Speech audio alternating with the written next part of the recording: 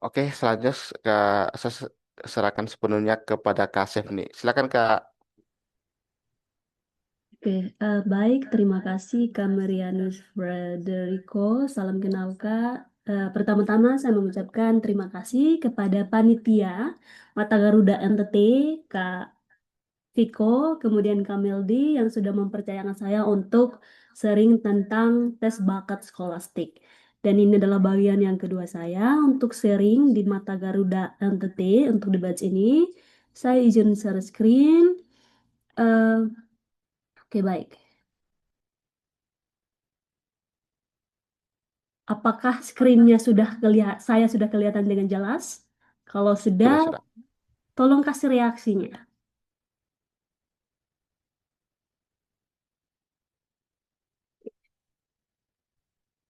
Aman ya? Oke, baik. Sebelum kita memulai, saya mau mengingatkan kepada kita semua bahwa di sini kita sama-sama belajar. Jadi ketika dalam penyampaian saya, misalnya ada kekeliruan atau ada typo, saya mohon maaf sebelumnya. Ya, jadi di kesempatan hari ini, ya kali ini, kita akan belajar tentang tes bakat skolastik, terkhususnya untuk bagian pemecahan masalah. Nah, di dalam pemecahan masalah, kalau sudah pelajari PPT yang saya kirim di eh, minggu sebelumnya, minggu lalu, em, di mana eh, untuk semua soal tes bakat skolastik ini sebenarnya bisa dipahami melalui dua cara berpikir, khususnya untuk pemecahan masalah ya. Yang pertama itu pilar satu yaitu kuantitatif. Nah, apa itu soal-soal yang berkaitan dengan kuantitatif yaitu di mana kita memahami data mentah, mengidentifikasi lonjakan visual pada grafik atau merekonstruksi urutan logika. Dan di pilar yang kedua yaitu kualitatif. Nah, apa itu kualitatif? Itu adalah memetakan struktur paragraf, mengekstrak tema tersembunyi, dan memahami keterkaitan struktur pada teks. Jadi di soal ini, dia mengkombinasikan kedua tipe soal ya, baik itu matematika dan juga bahasa. Saya melihatnya seperti itu. Jadi ada dua ada dua sub, baik itu kuantitatif dan kualitatif. Nah, kita lebih mendalami apa itu analisis kuantitatif. Nah, kuantitatif analisis ini atau ya analisis kuantitatif adalah kemampuan untuk membaca data, menemukan pola, dan menemukan anomali. Nah, biasanya soal ini tuh berbentuk tabel, berbentuk grafik, dan berbentuk diagram. Oke. Nah, kita langsung saja ke jenis visual datanya, di mana sama rangkumnya ada empat. Yang pertama itu ada bentuk tabel. Nah, tabel ini yaitu kumpulan data yang disajikan dalam bentuk tabel. Kemudian yang kedua itu bar charts atau diagram batang, di mana diagram ini berbentuk batang yang mengidentifikasikan ya data tertentu sesuai dengan warna berdasarkan tinggi rendahnya. Kemudian yang ketiga itu line charts atau diagram garis. Nah, diagram ini diagram dengan garis berwarna sebagai indikatornya dan berdasarkan tinggi rendahnya. Terus yang keempat yaitu pie charts. Nah, pie charts ini adalah diagram lingkaran ya, yang dimana diagram berbentuk lingkaran yang menyajikan data berdasarkan ukuran slice atau potongan dan warnanya. Bisa dilihat seperti ini. Nah, ini adalah anatomi dari sebuah charts. Yang pertama ini ada empat bagian. Yang pertama ini adalah sumbu X. Jadi sumbu X-nya yang bagian sini. Kemudian, nah sumbu X ini dia merepresentasikan aspek apa yang dibandingkan. Baik itu dia bisa membandingkan bulan, dia bisa membandingkan departments, atau membandingkan tahun dan lain sebagainya. Terus ada sumbu Y. Nah sumbu Y ini dia bisa menunjukkan berapa banyaknya data berkaitan dengan kuantitatif. Kemudian yang ketiga ada legend atau dia bisa menggambarkan, mengekspresikan tentang warna, garis atau merepresentasikan suatu data set begitu. Terus yang keempat ini adalah data indicatorsnya. Kemudian ya, ini adalah nilai yang diukur. Jadi kita bisa lihat dari ujung sininya. Oke. Nah, untuk lebih jelasnya kita masuk lagi ke bagian diagram garis. Nah, apa itu diagram garis? Kalau kita lihat di sini diagram garis ini kayak ada diagram, ada sumbu yang ini horizontal ya. Ini adalah sumbu X, kemudian ini adalah sumbu Y. Jadi yang sumbu X ini dia merepresentasikan tahun. Kemudian yang ini adalah sumbu Y-nya, dia merepresentasikan nilainya. Kemudian ini adalah objeknya, di mana ada mobile, ada desktop, dan ada tablet. Jadi kita baca datanya ini berapa banyaknya itu kita lihat dari yang bagian sumbu Y-nya ini. Oke, ya. Jadi diagram dengan garis berwarna sebagai indikatornya berdasarkan tinggi rendahnya.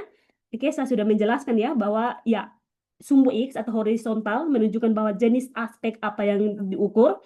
Kemudian ya untuk sumbu Y-nya ini adalah kuantitasnya. Jadi semakin tinggi sumbu Y-nya itu semakin besar angkanya. Jadi angkanya ini dari nol ke atas. Tergantung dari ya soal yang dicantumkan di screen teman-temannya, kakak-kakak dan teman-teman nantinya. Kemudian yang kedua itu adalah diagram batang.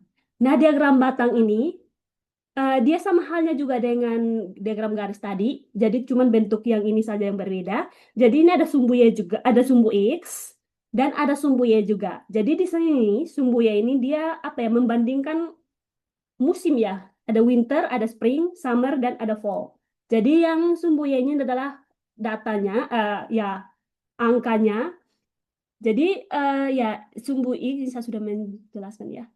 Ya, warna dan sumbu X ini adalah perbedaan warna antara sumbu X menunjukkan perbedaan jenis data yang dibandingkan. Kemudian ada multiple data. Jadi kalau bagian sini datanya masih simple ya. Eh, ini cuma satu saja, tapi ada beberapa soal yang lebih kompleks. Itu banyak data yang dibandingkan. Bukan cuma sesederhana ini. Saya cuma menggambarkan ada bentuk soal seperti ini. Kemudian ya, dalam satu batang bisa terdapat lebih dari satu jenis dan angka yang berbeda. Oke, nah yang bagian ketiga, ya berikutnya itu adalah diagram lingkaran atau pie charts. Ya, jadi diagram berbentuk lingkaran yang menyajikan data berdasarkan ukuran slice-nya dan warnanya. Jadi ini seperti ini. Nah, biasanya ini dia menggambarkan porsi ya, berapa porsinya. Jadi ini totalnya ini biasanya 100%. Oke ya, jadi pie charts ini atau diagram batang ini dia berbeda dengan diagram garis, diagram batang, yang mana kalau diagram yang tadi itu dia menunjukkan sumbu X dan sumbu Y, tapi kalau yang ini dia hanya menunjukkan tentang porsinya besar kecilnya suatu data.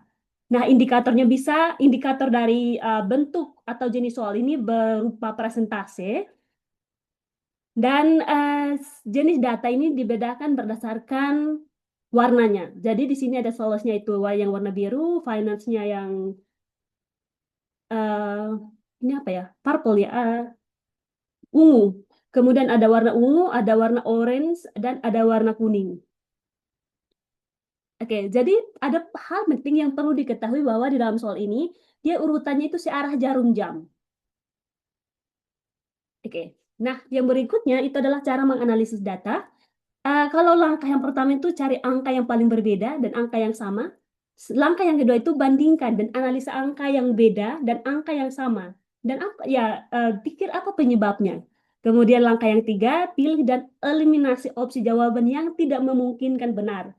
Jadi sekali lagi untuk yang jenis soal di dalam tes bakat skolastik, baik itu mau penalaran verbal, penalaran kuantitatif, dan pemecahan masalah, itu based on data. Jadi jangan pakai feelingsnya kita, jangan pakai intuisinya kita, tapi lihat data yang tersedia. Oke, nah ini adalah contoh kasus yang pertama. Ini adalah bentuk tabel ya. Oke, apakah kakak-kakak dan teman-teman semuanya sudah menyelesaikan soal ini? Kalau sudah, kasih reaksinya.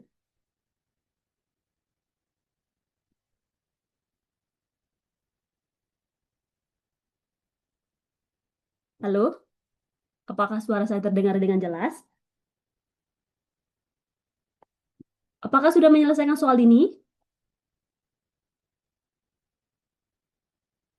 Oke, ada yang belum? Banyak yang belum ya? Ada yang jawab A. Oke, Karya belum juga.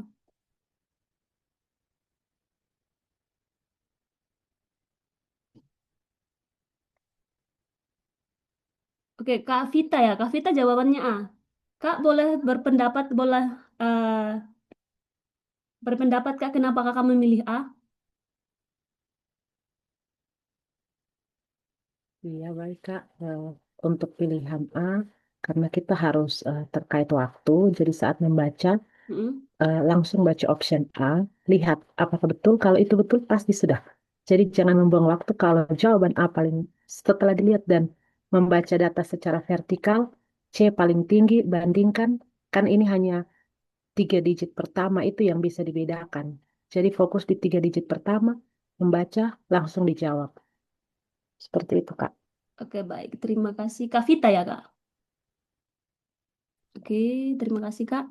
Ya, betul. Jadi, untuk menyelesaikan soal, total soal pemecahan masalah itu ada 12 ya, dan waktu pengerjaannya itu 20 menit, berarti ya anggaplah satu soal itu untuk 1 menit. Terima kasih, Kak, untuk jawabannya. Jadi, kalau untuk ya menyelesaikan soal seperti ini, yang pertama, itu bandingkan tiap daerah dari A, B, C, dan D. Kemudian hitung kenaikannya. Jadi kenaikannya itu dari 2006 sampai 2006, 2007 sampai 2008. Terus kita fokus ke presentasi ya, bukan angka besar. Ini kita fokusnya ke presentasi kenaikannya. Jadi ditanya ini bukan jumlah angka ya yang ada di sini, tapi dia mintanya itu adalah presentasinya. Presentasi kenaikan itu rumusnya eh, total awal dikurangi akhir dikurangi awal, kemudian per awal dikali kali 100%. Jadi sebenarnya kalau untuk menghitung sesuai dengan rumus ini, jawabannya adalah C, di mana presentasi kenaikan produksi jagung daerah D itu paling tinggi. Jadi ini adalah soal menjebak ya. Jadi ini kita tidak diminta untuk lihat langsung saja angkanya bahwa oh ini yang daerah tadi jawaban kakak yang C ya. Oh, karena daerah C ini 300 tahun 2006-nya itu daerah C itu dari 385.000, 395.000, kemudian 405.000. Jadi kita tidak lihat angkanya seperti ini, kita harus fokus ke jenis pertanyaannya. Jadi pertanyaannya dibilang presentase. Jadi seperti itu. Oke, ini soal berikutnya tabel, tapi karena ini soal-soal yang saya sudah kirim di minggu lalu. Jadi nanti sebentar kakak-kakak dan teman-teman semuanya lihat kembali soal PPT itu dan mengerjakannya sendiri. Jika ada yang ya masih mengalami kesusahan dalam menyelesaikan itu, silahkan kontak saya saja. Kita langsung melewati soal-soal ini. Ya, jadi ini ada soal tipe diagram batang. Ini soal saya ambil dari soal SBMPTN. Salah satu soalnya modal seperti ini. Ya, ini juga soal yang berbentuk diagram batang, modelnya seperti ini. Kemudian ada diagram lingkaran, kira-kira seperti ini. Oke, kita lanjut lagi ya. Nah, yang berikutnya yaitu analisis kualitatif, di mana analisis kualitatif ini mengukur kemampuan untuk memahami teks, menemukan ide utama, kemudian membaca struktur paragraf. Kemudian anatomi dari teks itu, setiap teks pasti punya uh, ada judul, kemudian ada topiknya, dan ada temanya. Oke, di sini saya merangkum beberapa apa ya cara menemukan ide pokok dari suatu bacaan. Em, ini ya ada gunakan 3 teknik. Yang pertama itu structural core, ada ya subjek plus predikat utama, kemudian cari kata yang paling sering muncul, kemudian ikuti kata gantinya. Oke, kemudian yang berikut struktur paragraf itu ada ya 3 ya. Di mana itu ada struktur paragraf, di mana ide utamanya itu ada di awal paragraf. Kemudian ada juga itu namanya deduktif, kemudian ada induktif, di mana para ya induktif ini adalah ide pokoknya di akhir paragraf, kemudian ada mix, di mana para ide pokoknya itu ada di awal dan di akhir paragraf. Oke, jadi dia ada pola pengembangan teks, paragraf biasanya itu memakai pola cause and effect, ada perbandingan, kemudian analogi, terus kronologi, urutan waktu, kemudian definisi. Oke, jadi ini pola soal. yang berkaitan dengan teks di modalnya seperti ini. Ini nanti sebentar silahkan menyelesaikannya di PPT yang sudah dikirimkan di grup WhatsApp. Oke, jadi di sini ada strategi membaca soal. Ya, bisa strateginya itu eh, ketika lihat semua soal itu, lihat karena di dalam soal pemecahan masalah itu ada 12 pertanyaan, tapi dari 12 pertanyaan itu kira-kira ada dua atau tiga teks di dalamnya.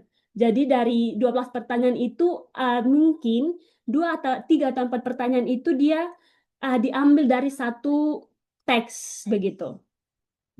Jadi lihat dari satu teks itu, baca pertanyaannya terlebih dahulu, kemudian cari keyword yang ada di pertanyaannya, ya bisa skin text, atau kalau misalnya sudah fokus ke salah satu pertanyaan itu, eliminasi jawaban yang tidak memungkinkan itu benar. Dan fokus ke jawaban yang ya mungkin mendekati. Oke, di sini ada ya checklist untuk analisis uh, teks, bisa baca pertanyaannya terlebih dahulu, sama aja ya seperti tadi. Nah, untuk lebih jelasnya kita langsung saja ke latihan soalnya. Ini adalah soal yang mirip di tes bakat skolastik. Jadi dia tidak segampang hanya memberikan soal yang grafik, baik itu mau grafik ya diagram garis atau diagram batang atau diagram lingkaran seperti yang ini, tapi dia akan kombinasi antara teks dan bacaan. Sorry, kombinasi antara diagram, mau diagram garis, diagram batang, atau ya diagram apa ya, diagram batang, garis, lingkaran, kemudian ada tabel. Jadi dia akan kombinasikan dengan bacaan seperti ini. Di sini kita sama-sama belajar. Mungkin di screenshot dulu dan baca. Saya kasih waktu 1 menit untuk membaca teks ini. Silakan ya, saya setting waktunya.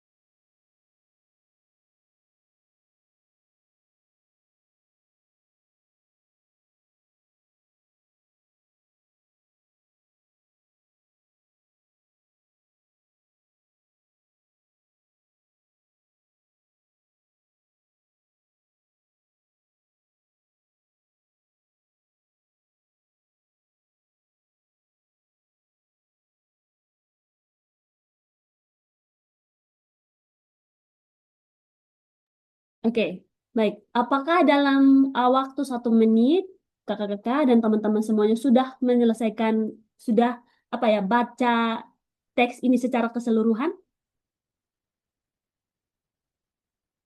atau waktunya kurang?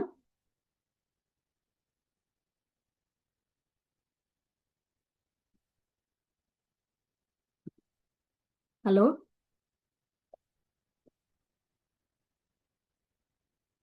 Oke, sudah ada yang kasih reaksi ya? Oke, karya sudah.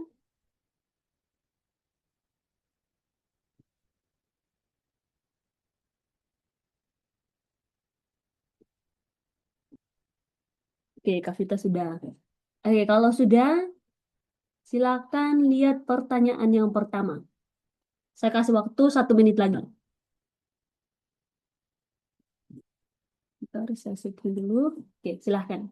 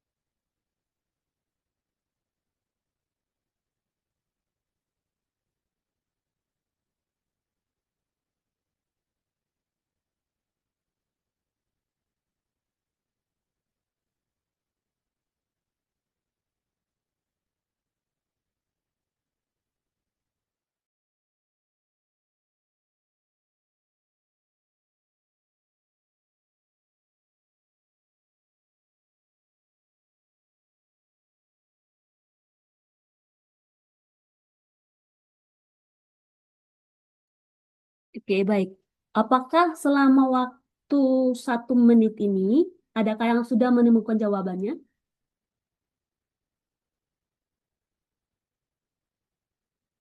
Atau waktunya masih kurang?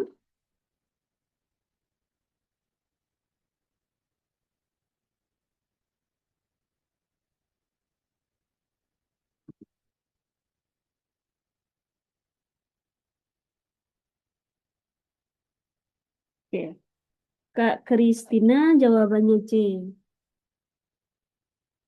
Apakah ada yang jawaban lain?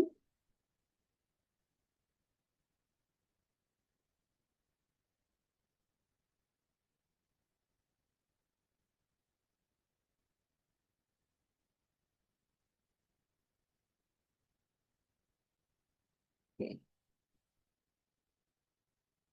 Ada yang jawabannya, kebanyakan jawabannya C, ada yang jawabannya A. Oke, sekarang saya ingin mendengar suara dari Kak Kristina. Halo Kak, apakah suara saya terdengar dengan jelas? Saya boleh meminta kesediaan Kakak untuk bisa memberikan alasan kenapa Kakak memilih C.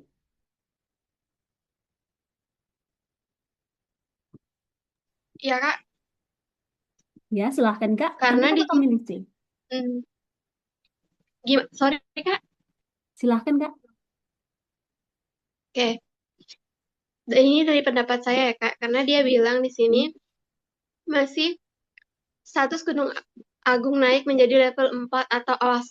Jadi di sini kemungkinan masih dalam kondisi waspada Kak.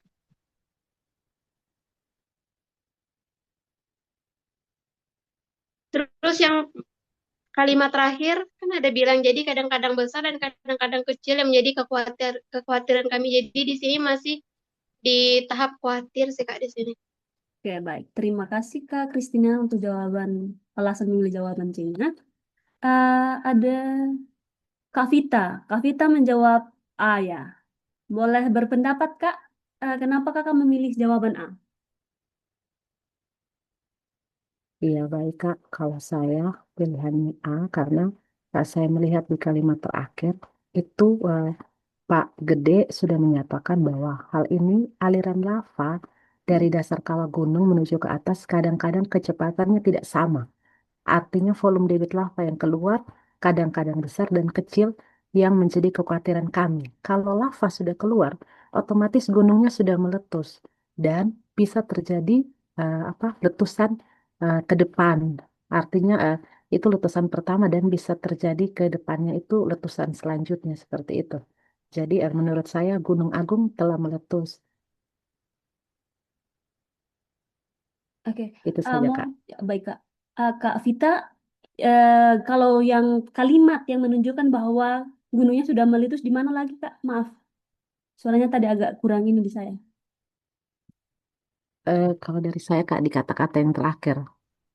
Yang aliran lava dari dasar kawah gunung menuju ke atas kadang-kadang kecepatannya tidak sama, uh, yang keluar kadang-kadang besar, kadang-kadang kecil. Itu saja, Kak. Oke, baik, terima kasih. Berarti ini katanya kadang-kadang ya, ada di highlight kadang-kadang. Oke, baik, terima kasih Kak. Ya, em, kalau dari soal ini dia bilang berdasarkan paragraf 1, jika secara visual belum terlihat, tetapi aspek kegempaan meningkat, maka yang paling mungkin benar adalah titik-titik. Oke, jadi di soalnya itu pasti pilihannya ada 5 dari A sampai E. Oke, kalau dari soal ini kita fokus ke paragraf pertama. Soal ini ada 3 paragraf. Namun biasanya kalau tidak salah ingat ya di tes bakat skolastik itu teksnya itu sangat panjang. Nah, kalau untuk soal ini kita fokus ke paragraf yang pertama. Paragraf pertama itu dia bilang ya tremor cukup besar masih terjadi, terus aktivitas magmanya meningkat, pasti volume lavanya lebih besar. Tapi belum disebutkan bahwa letusan besar secara visual. Artinya secara visual itu belum tampak jelas, tapi dalam keadaan kegempaan itu aktivitasnya sedang meningkat. Kalau kita lihat yang pilihan A, pilihan A dia bilang Gunung Agung telah meletus. Apakah, coba kita fokus ke paragraf pertama. Apakah paragraf pertama ini ada kalimat yang menjelaskan bahwa Gunung Agung ini sudah meletus? Ups. Kalau tadi Kakak Vita itu ada kata kadang-kadang. Ya, Kak. Iya. Sorry, apakah ada yang mau berpendapat?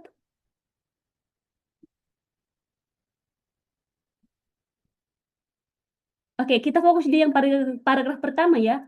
Kalau boleh tahu yang paragraf pertama ini ada berapa kalimat?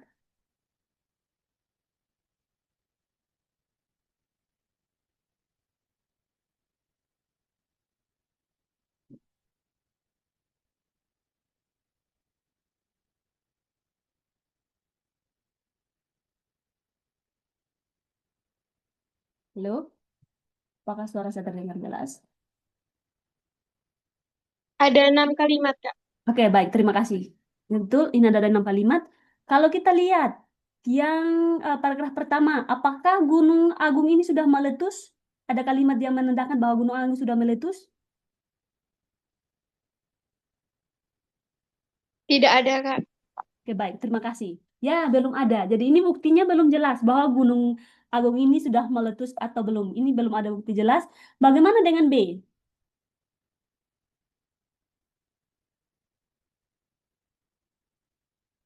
Aktivitasnya telah Di situ mereda. dikatakan dia makin meningkat, Kak. Bukan malah mereda. Oke, baik, terima kasih Kak. Ya, di sini dia bilang justru dia meningkat. Bagaimana dengan C? Apakah dalam kondisi waspada? Di paragraf pertama dia bilang, apakah dalam kondisi waspada?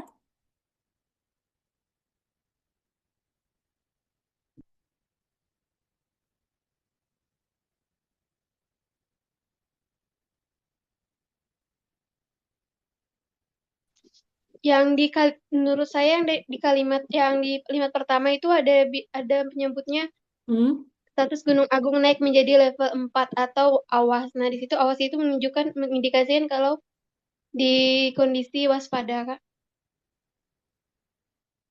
oke, baik, terima kasih. Oke, berarti ini kondisi waspada ya, tapi gunung apinya belum meletus dalam kondisi waspada. Bagaimana dengan D? Ya, bagaimana dengan D?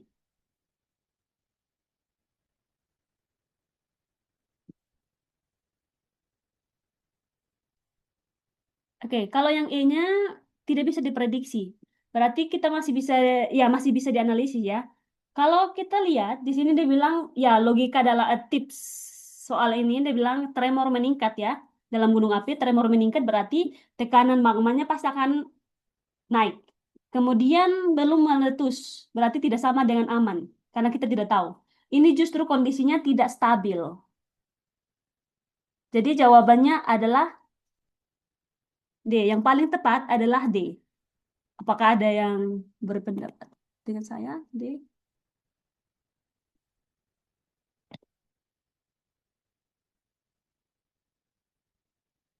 Oke. Bagaimana dengan pertanyaan ini? Apakah aman?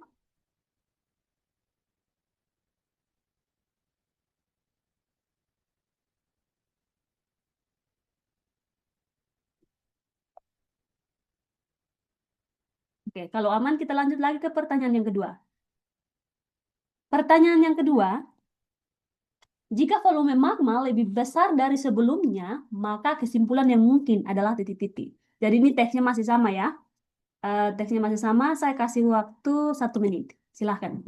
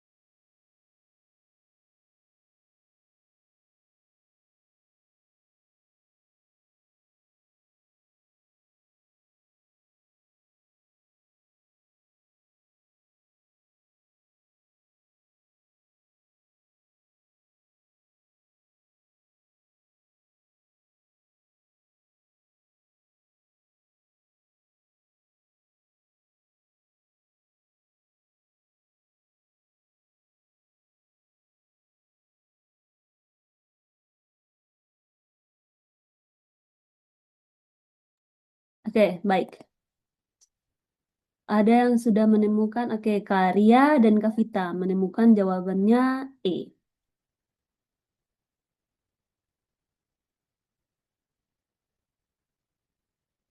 Apakah ada jawaban lain? Atau ada yang belum menemukan jawabannya? Oke, baik. Jadi Kak Ria dan Kak Vita jawabannya E, Kak Jessica jawabannya D. Oke, kali ini saya mau mendengar suara dari Kak Jessica. Kenapa Kak Jessica memilih jawaban D? Oh, baik, Kak. Terima kasih. Kenapa saya memilih Gunung Siap meletus? Karena di paragraf pertama, kan dalam soalnya dibilang jika volume magma lebih besar dari sebelumnya, maka kesimpulan yang paling mungkin adalah, dan di paragraf pertama itu, di situ dia menyebutkan bahwa tremor yang dialami gunung setinggi 3.142 mdpl ini terjadi karena volume lava yang melalui pipa magma jauh lebih besar dari sebelumnya. Hal ini menerangkan bahwa aliran lava dari dasar kawah gunung menuju ke atas kadang-kadang kecepatannya tidak sama. Artinya lava yang keluar itu tidak sama. Nah, volume debit lava yang keluar tidak sama. Bahwa gunung ini akan meletus begitu, Kak. Oke, Menurut baik. saya, Kak. Terima kasih. Oke, terima kasih Kak Jessica. Oke, sekarang apakah boleh berpendapat Kak Ria? Kenapa kakak memilih E?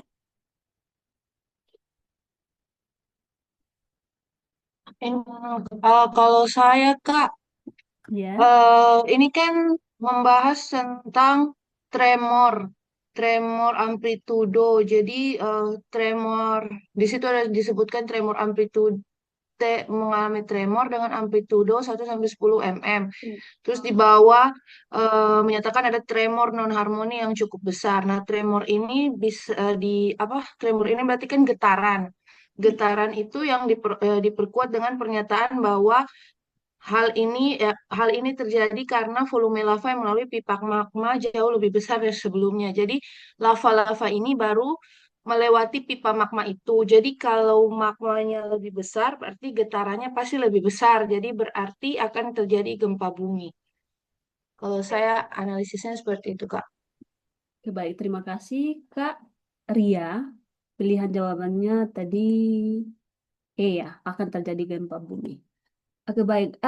Ini karena teksnya ini ada banyak kata. Apakah di sini ada yang menemukan kata sulit di sini? Mungkin kata-kata yang tidak mengerti. Tadi Kak Ria bilang tremor itu sama dengan getaran ya. Betul, tremor itu adalah getaran. Apakah selain kata tremor, apakah di sini ada kata yang maksudnya kata yang belum mengerti maknanya begitu?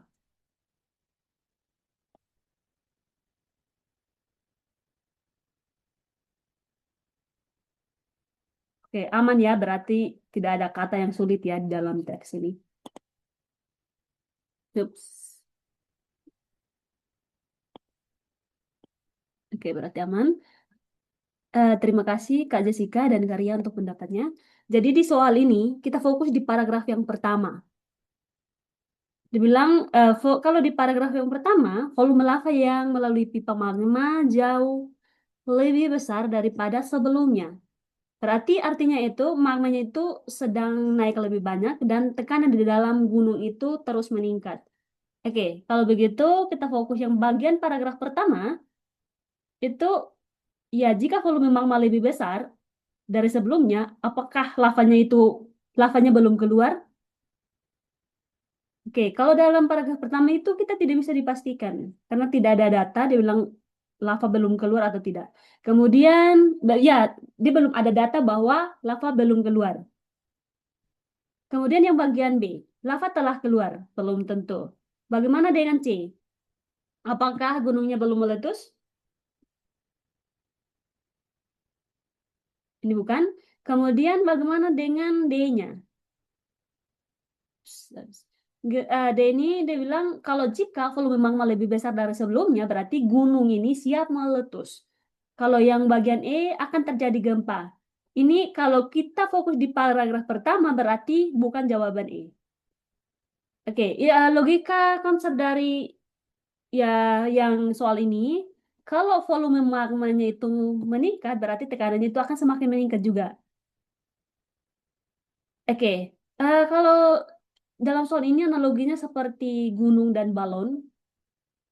Gunung itu seperti magma dan ya, magma itu seperti gunung dan ya balon dengan udara. Kalau seperti balon itu semakin banyak udara yang masuk, yaitu dia semakin tegang. Dan kalau semakin tegang itu artinya balon itu pasti akan meletus. Ya, balon itu. Oke, aman ya untuk soal ini. Kita lanjut ke soal berikutnya.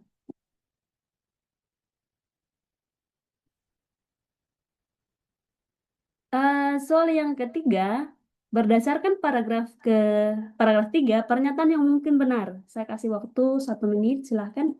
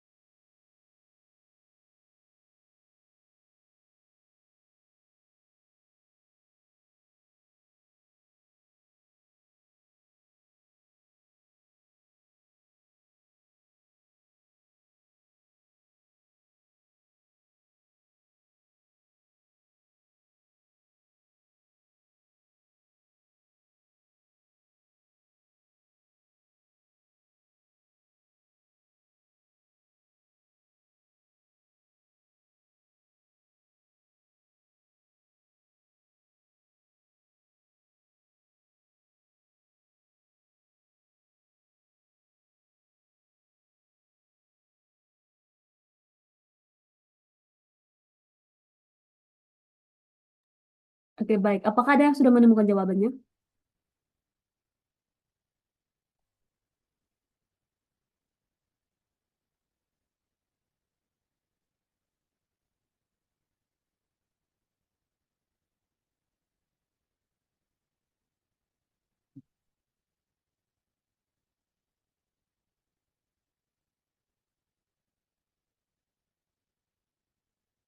Lalu, apakah aman untuk soal ini? Oke, Karya dan Kak Jessica jawabannya adalah A.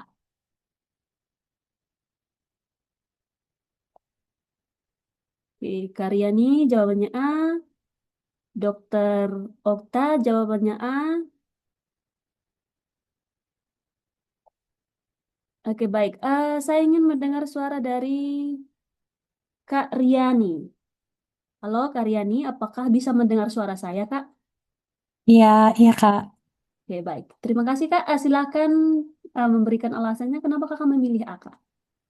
Iya, saya memilih A karena pada kalimat awal itu sudah dijelaskan bahwa di situ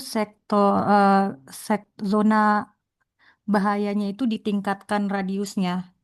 Jadi mereka fokus ke situ, sedangkan jawaban lain tuh menurut saya tidak tepat karena tidak menyentuh ke situ Kak. Jadi mereka hanya menjelaskan zonanya diperluas sehingga para wisatawan dan lainnya dilarang untuk untuk berada di zona yang sudah ditentukan itu. Di situ fokusnya lebih kepada ke situ menurut saya paragraf ketiganya. Oke, baik. Terima kasih, Kak. Kak Vita ya. Kak, siapa ya tadi? Karyani. Terima kasih, Karyani, untuk eh, alasannya. Ya, Kak. Oke, betul ya. Jawabannya A. Jadi ini semuanya benar.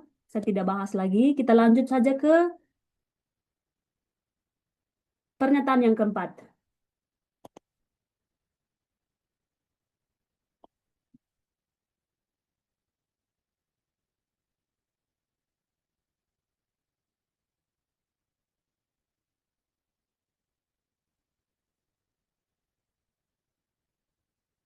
Pernyataan yang keempat berdasarkan paragraf 2 yang mungkin salah.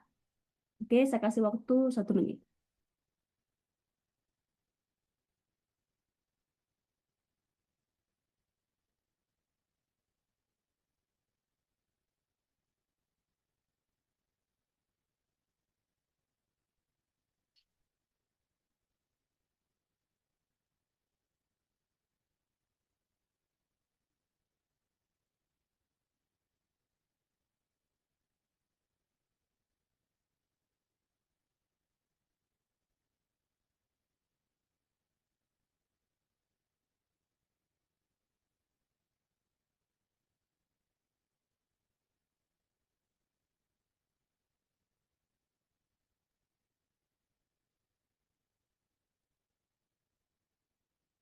Oke, belum selesai 1 menit, sudah ada menemukan jawabannya. Kak Jessica jawabannya B.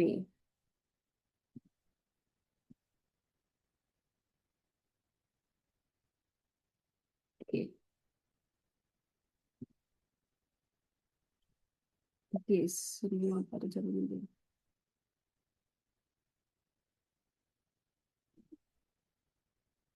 Oke, baik. Terima kasih kakak yang sudah menjawab. Oke, semuanya jawaban B. Sekarang saya mau mendengar suara dari Kak Lina. Halo, Kak Lina.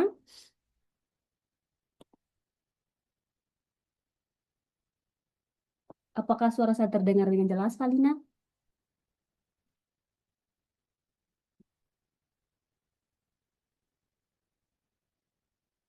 Oke, atau Kak Katri? Halo, Katri.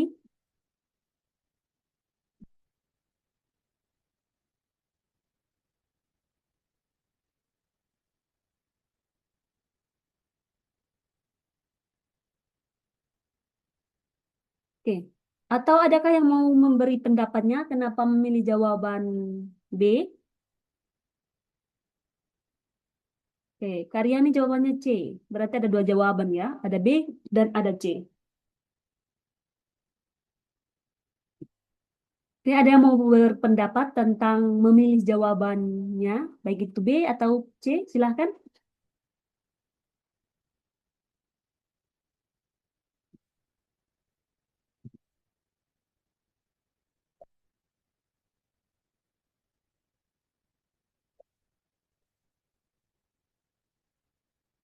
Baik, Oke, Kak, saya pilih C di sini karena eh, menurut saya di paragraf kedua itu dia ada kalimat yang mengatakan bahwa adanya tremor-tremor non-harmoni ini membuat status Gunung Agung yang naik dari level 3 ke level 4.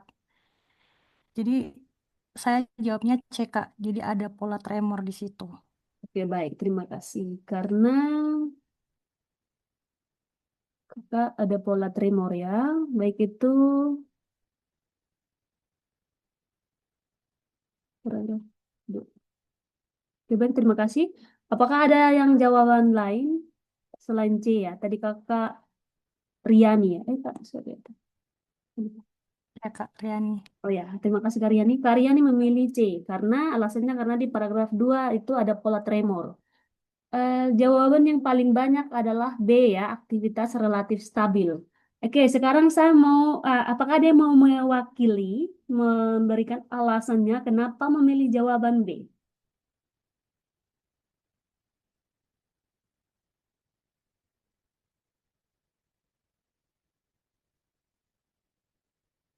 Oke, mari. Saya Ah, menjawab, Kak. oke, baik. Terima kasih Kak Jessica. Silahkan Kak. Sebenarnya saya agak bingung antara jawaban A atau B, Kak. Kenapa saya bingungnya? Karena di pernyataan A itu menyatakan semua stasiun mencatat kondisi sama. Tetapi kan kalau di teksnya itu tidak dijelaskan semua stasiunnya itu, maksudnya kalau yang pernyataan A kan semua stasiun berarti kan di semua daerah kan ada stasiun. Tetapi kalau di teksnya itu hanya kelima stasiun dan ini membaca semua aktivitas keliling sama. Artinya di sini kayak ada tidak nyambung gitu Kak gitu.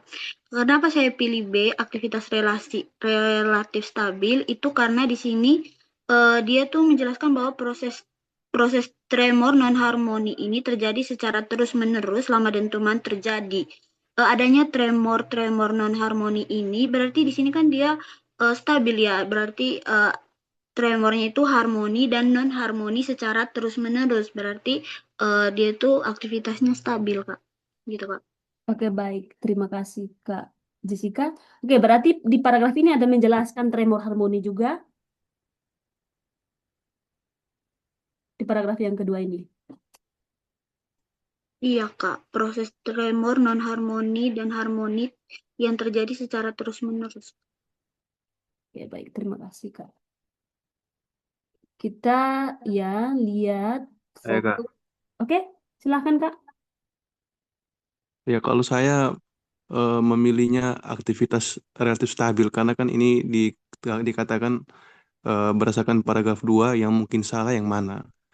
Nah, kalau Iya. A, C, dan E itu memang dalam paragraf 2 ini kan menggambarkan bahwa beberapa stasiun ini mencatat bahwa ada potensi kenaikan status dari level siaga sampai level 4. Berarti kan tidak stabil kalau mau dibilang kondisi saat itu. Jadi saya memilih bahwa jawaban yang benar salah itu B. Harusnya aktivitas relatif tidak stabil, tapi kan B ini stabil.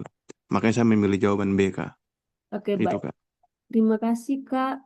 Kak siapa namanya, Kak? Panggil saja ini, Pak. Kak, Nelson, Kak. Kak Nelson. Terima kasih, Kak Nelson dan Kak Ya. Jessica yang sudah memberikan pendapatnya.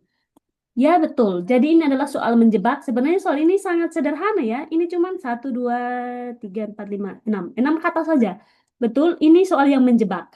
Jadi dia bilang berdasarkan paragraf 2 yang mungkin salah. Berarti betul. Yang kecuali. Seperti yang dibilang Karyani, ya betul ini adalah jawaban yang salah. Berarti kecuali. Iya ya. Jadi harus yang berlawanan ya. Bukan fakta yang ada di sini. Tapi lawannya berarti kecuali yang tidak ada di dalam data paragraf kedua ini. Oke, kalau kita lihat dari paragraf kedua ini beberapa stasiun, ada 5 ya, baik itu Duku, Pasar Agung, Cegi, Iyah, dan Kori, mencatat aktivitas. Kemudian dia mewakili wilayah yang berbeda, ada selatan dan utara. Kemudian dia bilang tremor terjadi terus-menerus selama 2 jam. Ada peningkatan status karena aktivitas meningkat. Oke, kalau kita mau lihat dari soal nomor 4, itu jawaban yang benar adalah A. A karena ini tidak ada di dalam data ini. Jadi semua B, C, dan E, B, C, D, E ini adalah jawaban yang salah. Kenapa? Karena semuanya ini ada datanya di dalam sini. Bisa menangkap maksud dari soal ini?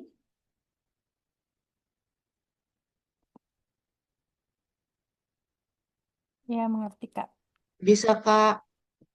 Aman ya. Jadi ini adalah soal yang menjebak. Terima kasih untuk jawabannya. Kita sama-sama belajar. Kalau memang dalam penyampaian saya memberikan keputusan benar dan salahnya, saya sangat terbuka untuk chat saya dan menanyakan lebih lanjut lagi terkait soal-soal ini. Oke, kita lanjut ke ya ini saya oh ya, ini tips soal ya. Jadi dia kayak untuk menyelesaikan soal ini, soal pemecahan masalah itu lihat kata kuncinya. Jadi pasti ada yang menjebak, kata yang menjebak di dalamnya. Contohnya seperti ini. Berdasarkan paragraf 2 yang mungkin salah, berarti yang tidak ada datanya di dalam paragraf 2 ini. Oke, kita lanjut ke pertanyaan nomor 5. Pertanyaan nomor 5, saya kasih waktu 1 menit. Silahkan melihat jawabannya.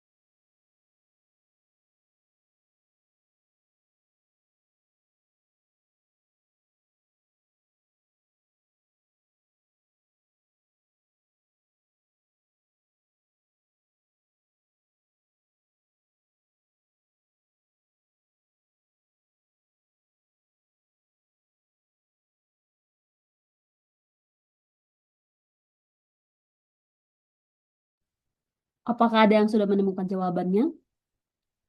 Pertanyaannya, jika setelah 23, jam 23.00, berarti jam 11 malam ya, tremor menunjukkan pelemahan, maka apa yang paling mungkin terjadi? Jadi, di sini perhatikan di dalam grafik ini, di sini sumbu X. Sumbu X ini, dia menunjukkan jam, ini jamnya dari 00, 1, 2, 3, ini adalah ya jam. Kemudian ini adalah apa nilai amplitudonya. Oke, apakah ada yang sudah menemukan jawabannya?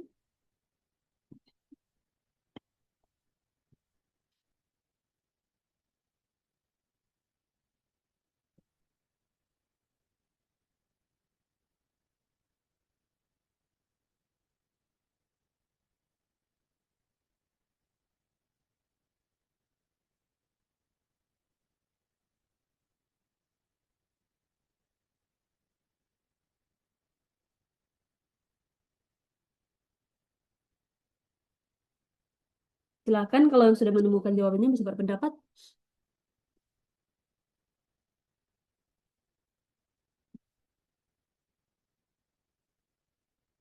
Oke, Kak Ria sudah menemukan jawabannya A.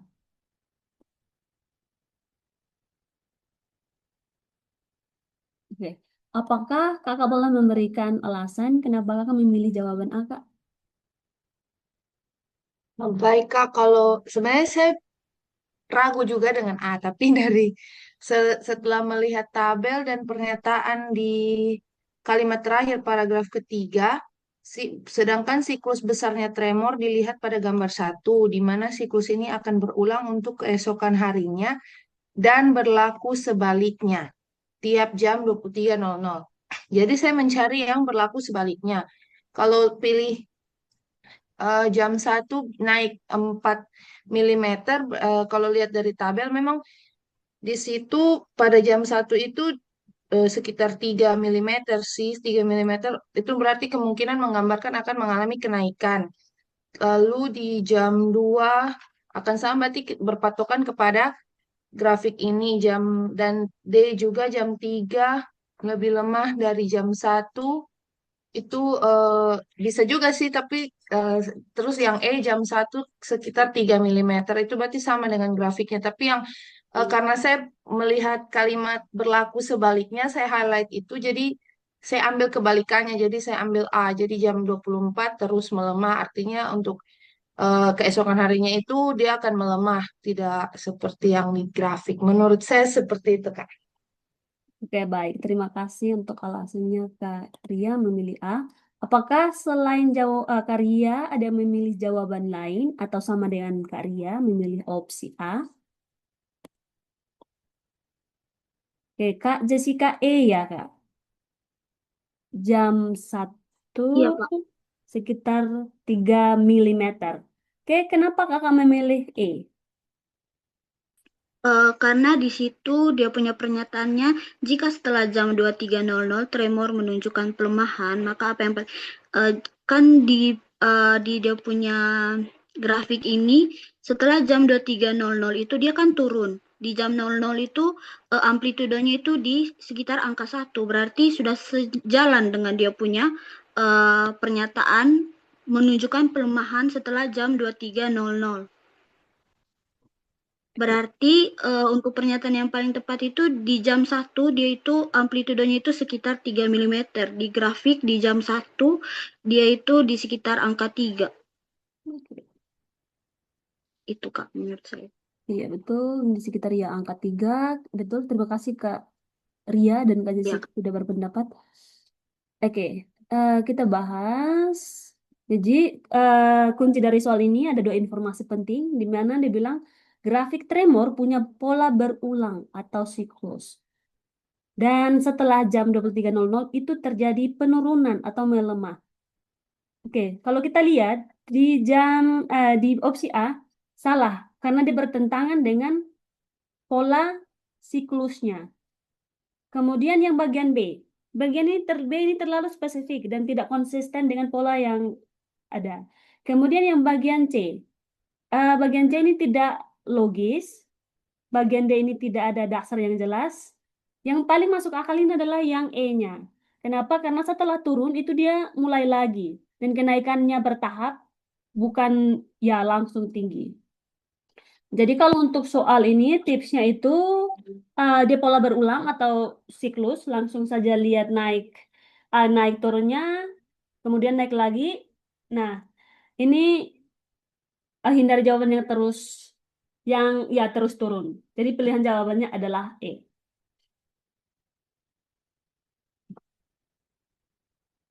Oh ya, ini ada satu tips lagi. Jadi ini di sini bukan hitung angka tapi lihat pola perubahannya.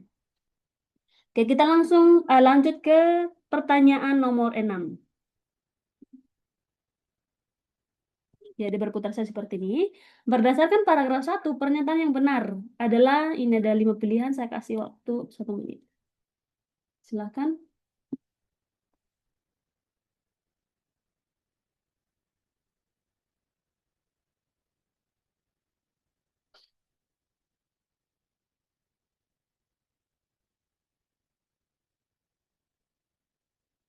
Oh, ada yang sudah menemukan jawabannya. Atau ini jawaban sebelumnya ya? Oh, sudah ya.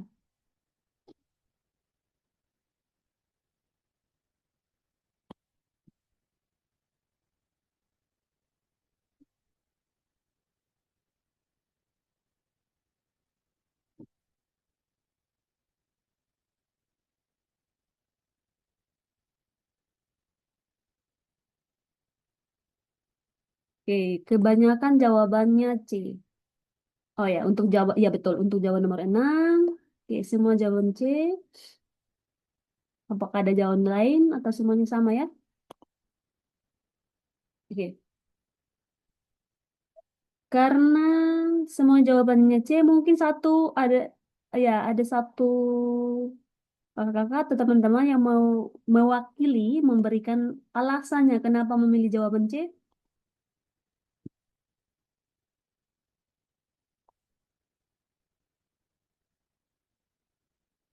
Silahkan.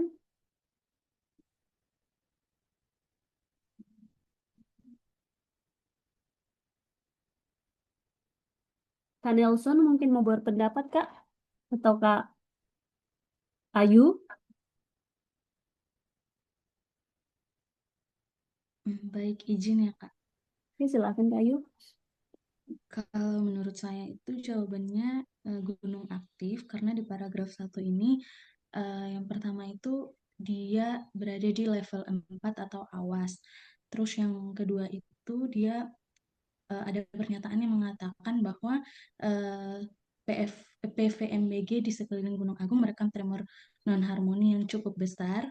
Kemudian di paragraf terakhir itu juga ada menerangkan bahwa aliran lava dari dasar kawah gunung melaju ke atas. Kadang-kadang kecepatannya tidak sama, ada kadang besar, kadang kecil gitu. Jadi ini dia lagi aktif gitu sih Kak menurut saya berdasarkan pernyataan-pernyataan.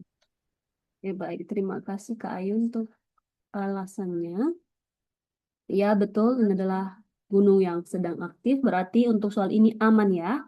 Semua jawabannya benar, tidak ada yang salah, berarti kita lanjut saja ke soal yang berikutnya. Soal yang berikutnya ini, ya ini adalah pertanyaan nomor yang ketujuh. Jika lontaran material mencapai 20 km, maka zona sektoral itu adalah titik. Kita kasih waktu 1 menit untuk kita lihat secara bersama-sama. Ups, bentar. Silahkan.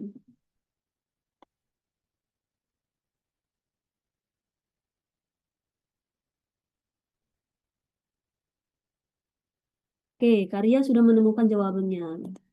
Memilih jawaban A, lebih besar dari 20 km. Oke, silakan teman-teman yang masih mencari tahu, masih ada waktu.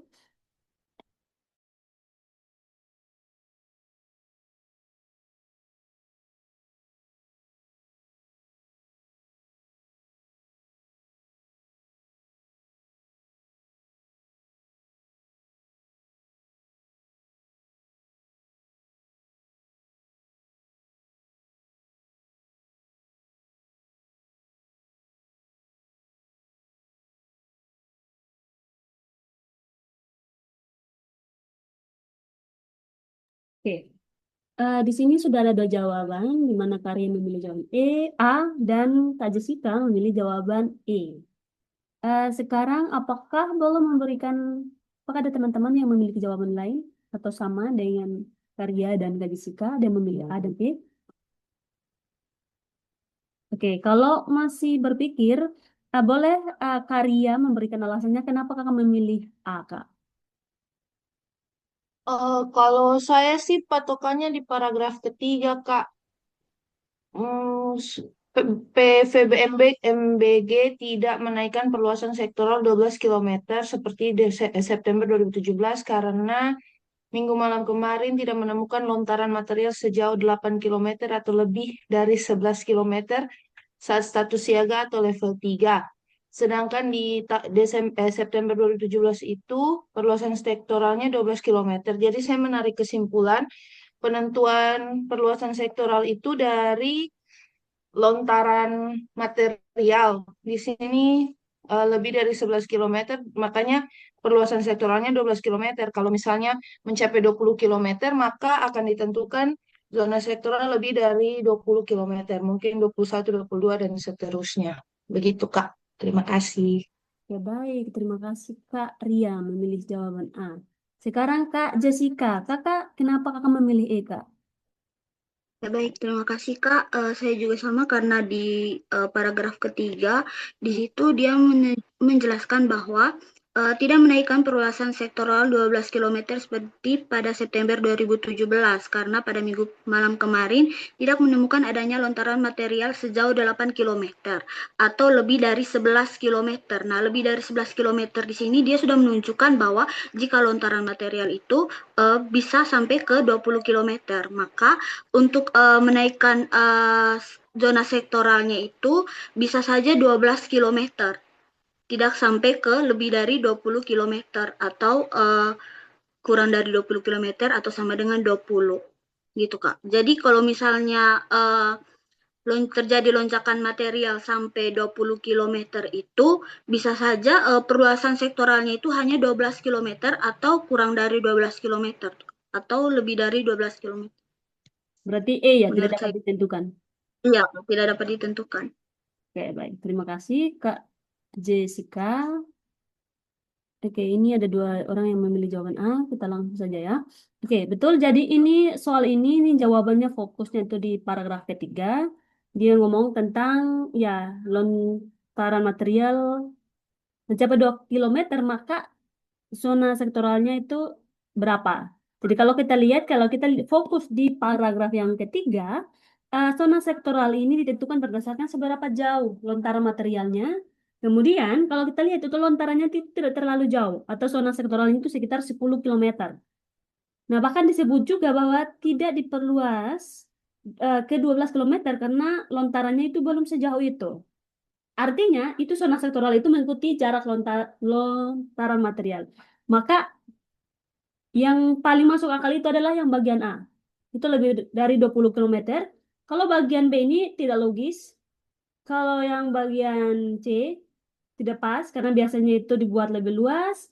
Kemudian yang D tidak jelas. Dan E ini tidak bisa ditentukan dari logika teks ini. Maka pilihan jawabannya adalah yang A. Oke, ini ada ya tips dari saya. Kalau lontarannya makin jauh berarti risikonya semakin besar. Maka zona bahaya juga itu harus diperluas. Oke, kita langsung saja karena oke, ini ada yang memilih A ya. Dua yang memilih A. Kita langsung saja ke pertanyaan yang ke-8. Ini hanya ada 10 pertanyaan, tinggal 2 pertanyaan lagi. Berdasarkan grafik kondisi pada jam 23.00 ini sama saja ya, hampir mirip seperti yang soal sebelumnya. Kita lanjut saja ke pertanyaan nomor 9. Saya kasih waktu 1 menit. Silahkan.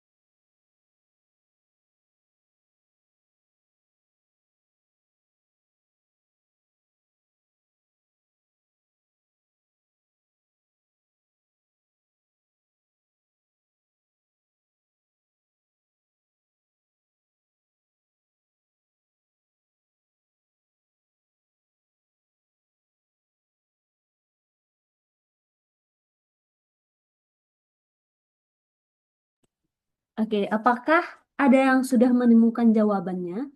Bisa lihat kolom komentar dulu. Ke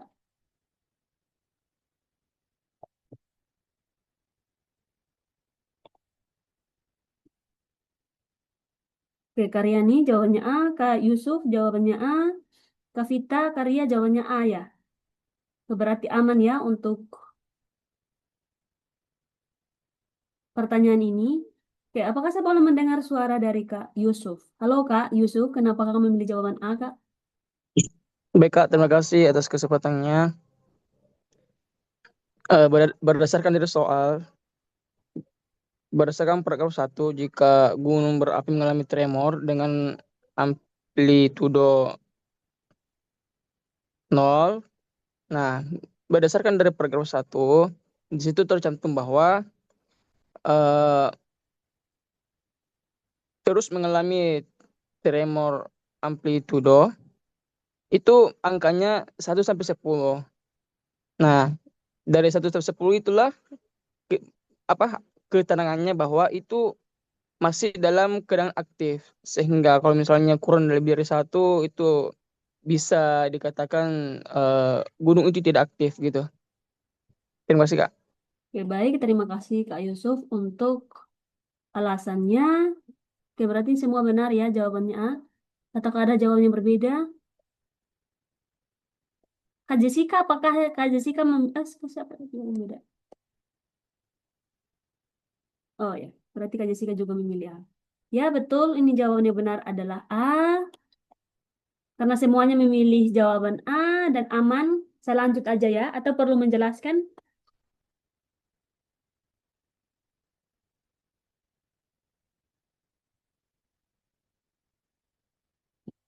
Oke, kalau tidak ada suara berarti aman. Ups. Oh, saya lupa kasih ini ya. Kak, Kak, nanti ini apa di share di YouTube nggak sih Eh, rekaman ini? oh, rekaman ini nanti akan ada di link Google Drive Mata Garuda NTT. Apakah kakak dari NTT? Aku dari Makassar Oh, Kak. dari Makassar. Oke, baik. Nanti daftar saja di barcode yang ada di flyer itu. Nanti join saja untuk belajar bersama dengan kakak-kakak dan teman-teman dari Mata Garuda NTT. Baik Karena, Kak, aku sudah gabung di GB juga Kak. oke baik. Ya, semua materinya itu sudah di-upload di Google Drive-nya. Oke, mungkin saja karena saya lupa mencantumkan apa ya animasi di soal nomor 10. Kira-kira untuk pada kesempatan kali ini saya share tentang pemecahan masalah. Cukup sekian. Mungkin ada yang bertanya. Saya buka ruang sesi tanya jawab. Silahkan.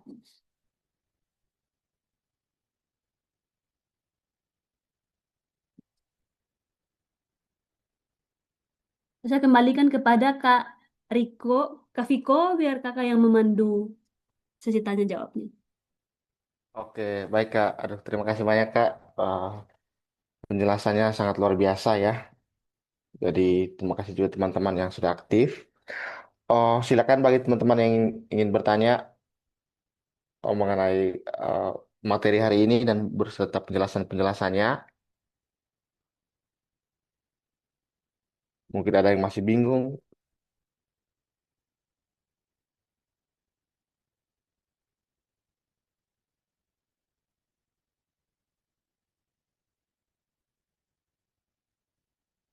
Hmm.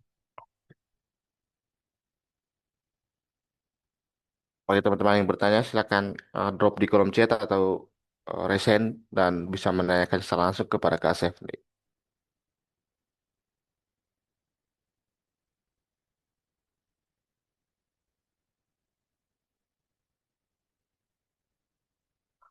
Oke,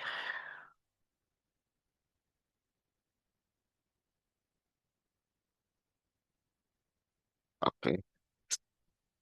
Karena eh, belum ada yang bertanya, mungkin ini terakhir Kak Asef nih ada tips dan trik mungkin untuk pengerjaan soal pemecahan masalah ini Kak, supaya bisa eh, menjadi kayak modal bagi teman-teman untuk bisa mengerjakan soal TBS nantinya.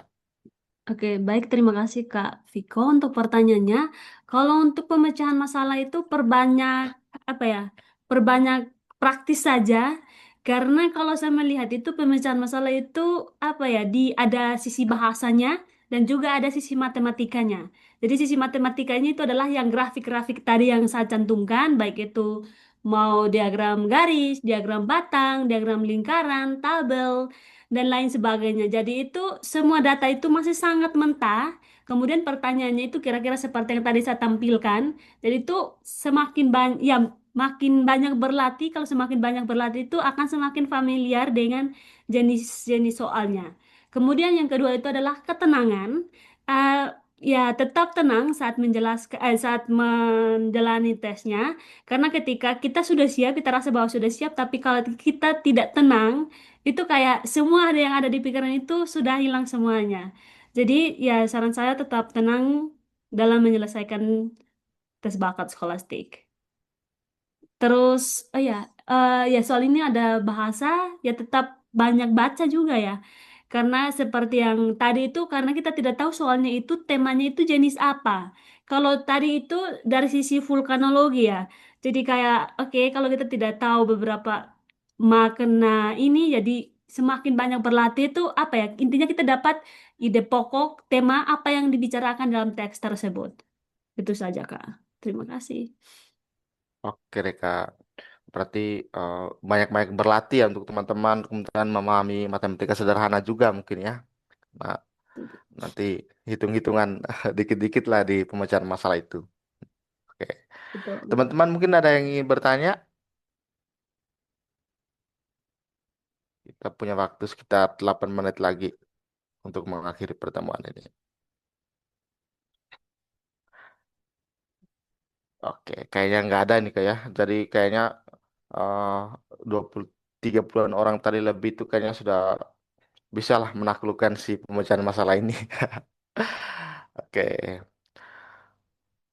Oke, karena belum ada mungkin ini yang terakhir Kak, ada apa mungkin motivasi untuk teman-teman yang saat ini sedang berjuang gitu melalui TBS, TEPAL, kemudian kemarin administrasi TBS hingga seleksi substansi nanti karena ini mungkin pertemuan kita yang terakhir ya Kak untuk di persiapan TBS ini mungkin ada hal-hal yang perlu Kak sampaikan kepada teman-teman begitu untuk menjaga semangatnya begitu. Oke, silakan Kak Syafni. Oke, baik. Terima kasih, Kak Viko. Kalau dari saya tuh, kakak-kakak dan teman-teman semua di sini sangat luar biasa. Kita tahu sendiri kalau PDP itu sangat banyak persyaratan. Kalau sudah melewati seleksi administrasi itu saya anggap sudah sangat luar biasa. Dan sudah sangat luar biasa untuk menghadapi tes bakat skolastik. Oleh karena itu tetap semangat, jangan menyerah, tetap ya enjoy setiap kesempatan yang datang, tetap semangat saja. Kalau sudah waktunya bilang mau lulus dan itu memang sudah takdirnya untuk ya kita lulus dan memang itu apa ya jalannya untuk kita mau kesulitan bagaimanapun itu kita akan ya bisa mencapai itu. Tapi kalau misalnya belum waktunya, kita mau berjuang sampai manapun itu ya kita kembalikan kepada Yang Maha Kuasa. Karena ya pokoknya kita kembalikan berjuang semampunya, sisanya serahkan kepada Yang Maha Kuasa. Itu saja dari saya, Kak. Oke deh, terima kasih banyak Kak. Oke, mungkin dengan eh, kata penutup tadi dari Kak Stephanie maka berakhir sudah ya eh, kelas kita pada hari ini dan kita sudah apa ya mendapatkan dua dua SKS hari ini dua SKS kelas pemecahan masalah. Jadi Kak, terima bisa kasih banyak. izin bertanya, Kak. Oh, oke silakan silakan. Kak, ini kan saya first time apa ikut LPDP nanti. Nah, ada saya dengar dari teman-teman bahwa jika kalau ujian itu kita harus menyediakan dua katanya kayak laptop, handphone gitu untuk sebagai mentoring di layar gitu. Apakah itu betul Kak? Gitu. Kayak serumit begitu Kak kalau kita ingin ujian LPDP gitu. Harus ruangan tertutup, tidak ada orang gitu. Bisa dijelaskan Kak? Karena saya juga ini first time banget ikut TBS gitu. Terima kasih Kak. Oke deh. Silakan Kak Stephanie mungkin bisa. Oke, baik. Terima kasih Kak Yusuf untuk pertanyaannya. Ya, betul. Di Jadi LPDP itu update setiap tahun ya. Jadi di batch sebelum 2025, begitu 2023, 2024 itu masih menggunakan satu device saja. Satu device saja untuk fokus ke Save Exam Browser-nya. Tapi di tahun kemarin, tahun 2025 itu sudah ada update-nya. Jadi kalau kakak pernah mengikuti tes TOEFL itu ya seperti itu, ada dua device. Satunya itu ya yang pastinya satu device-nya itu untuk akses exam browser-nya untuk soal, kemudian betul satu device lainnya itu untuk akses ke Zoom meeting-nya. Jadi mungkin LPDP itu perketat lagi proses tes bakat skolastik. Kalau tidak salah itu di satu ruang Zoom itu sekitar 10 orang menyelesaikan soalnya. Kemudian kalau tidak salah itu ada satu pengawas yang membantu mengawasi proses tes bakat skolastik. Itu update tahun 2025 batch 2 kemarin. Tapi kalau kita lihat di tahun 2026 ini ada banyak perubahan. Di mana kalau kita lihat untuk jalurnya saja itu apa ya, jenis beasiswanya itu saja berubah. Jadi kita tidak tahu ini LPDP bagaimana cara menangani tes bakat skolastik di tahun 2026 ini tidak tahu seperti apa. Yang pastinya kakak tetap pantau saja di akunnya dan baca saja semua buku panduan yang ada yang LPDP berikan. Jadi ikuti saja setiap apa yang dituliskan di situ. Jadi Save Exam Browser-nya itu nanti harus ikuti karena itu kalau tidak salah itu harus apa ya, ikuti semua langkahnya ya step by step. Karena kalau salah itu pasti akan terganggu. Misalnya dia punya sistem jaringannya tidak connect atau kameranya tidak bisa akses ke apa aplikasinya langsung. Jadi itu harus mengikuti step by step. Begitu, Kak. Apakah terjawab pertanyaannya? Baik Kak, terima kasih Kak. Oke. Baik, ada lagi mungkin?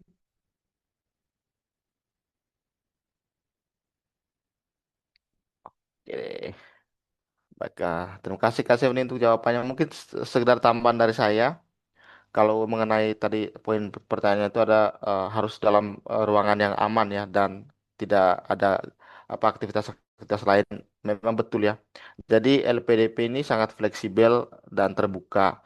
Tetapi dia juga akan sangat kejam ya dan tidak mentolerir setiap kecurangan-kecurangan yang ada. Jadi teman-teman sebisa mungkin berada di ruangan tertutup kayak kamar begitu yang dikunci rapat sehingga tidak ada kesempatan orang lain ataupun gerakan-gerakan tambahan dari teman-teman yang mencurigakan saja LPDP bisa saja apa mengidentifikasi itu sebagai sebuah kecurangan.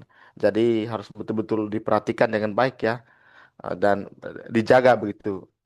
Kerjakan aja dengan secara individu-individu ya jadi supaya dan menjaga ruangan-ruangan teman-teman tuh tetap aman. Mungkin seperti itu.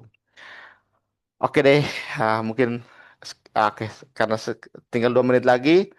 Baik, terima kasih banyak Kak Sevni untuk waktunya. Terima kasih banyak, luar biasa sekali penjelasan-penjelasannya, materi-materi yang diberikan, yang pastinya akan sangat membantu ya untuk teman-teman semua dalam proses seleksi nanti. Kemudian terima kasih juga untuk teman-teman yang sudah berkenan hadir pada kesempatan pagi hari ini. Terima kasih juga ya selama 1 bulan terakhir kita sudah melaksanakan kelas tutorial ya untuk persiapan TBS. Terima kasih untuk teman-teman. Dan sebagai ketua panitia, saya juga mohon maaf ya, mungkin dalam prosesnya selama ini ada hal-hal yang kurang menyenangkan bagi teman-teman, respon saya mungkin kurang baik, hal lainnya saya mohon maaf, dan saya ucapkan terima kasih dan semangat berjuang untuk kita semua. Terima kasih Kak Sefni, terima kasih teman-teman. Oke, Sama-sama, Kak. Terima kasih. teman-teman bisa segera meninggalkan ruangan Zoom meeting. Oke, Terima baik. kasih. Saya izin live ya, Kak. Terima kasih, semangat.